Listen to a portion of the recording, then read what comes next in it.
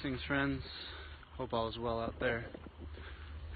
Hope you enjoyed our day today, magically manifesting the solutions. Here's one now. Birch. White birch. White birch bark is amazing, medicinal, and also highly flammable even when wet due to something called betulin. This little piece of bark off the ground, even on a wet day where it's been raining all day, can be used actually to still start a fire. Let's see.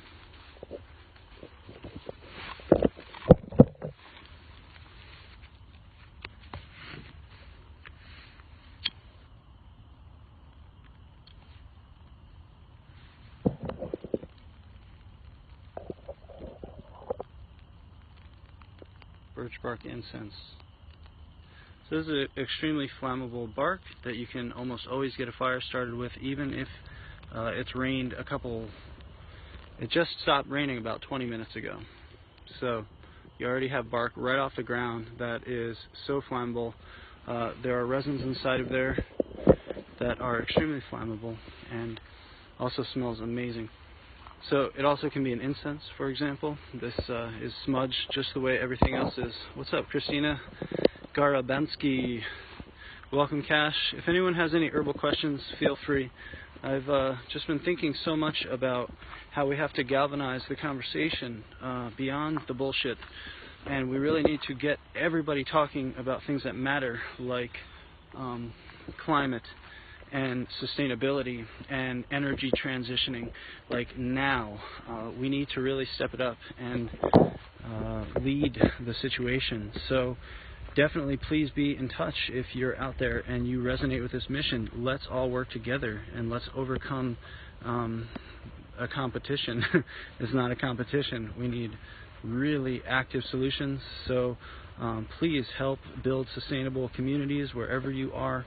Get the people together, watch documentaries, talk about things that matter, talk about politics, talk about conspiracy, whatever it is. Just get with people and really get conscious as a community. We're going to need each other so deeply in the next 5 to 10 years that we're just going to be forced to find the land. And so we want to get prepared before that. We definitely don't want to get put in the situation that we're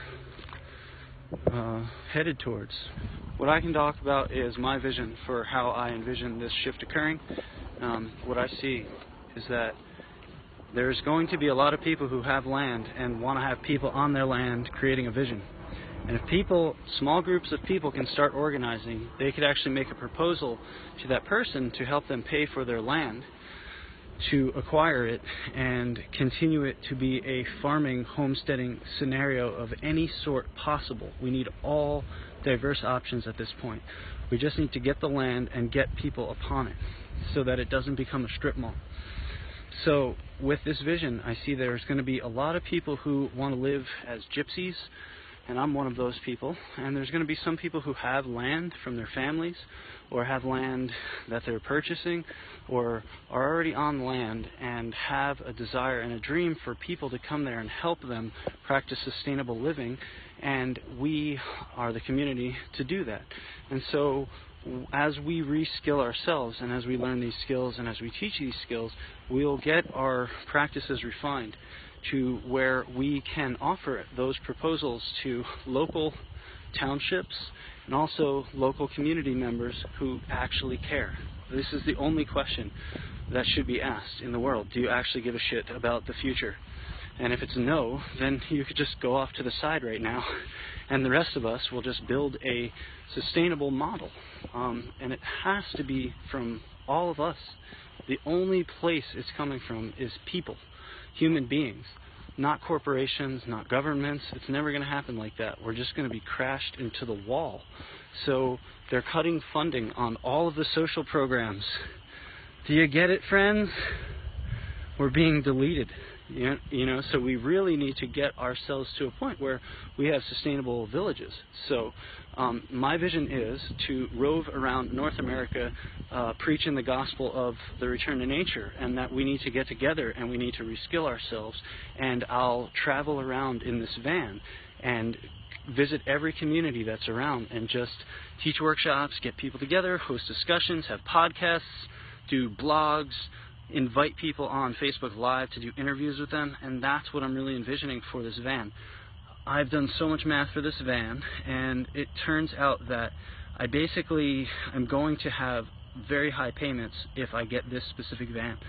But I think about how it was 300 people that donated, and I thank every single person, and I have 30,000 people on my Return to Nature Facebook page.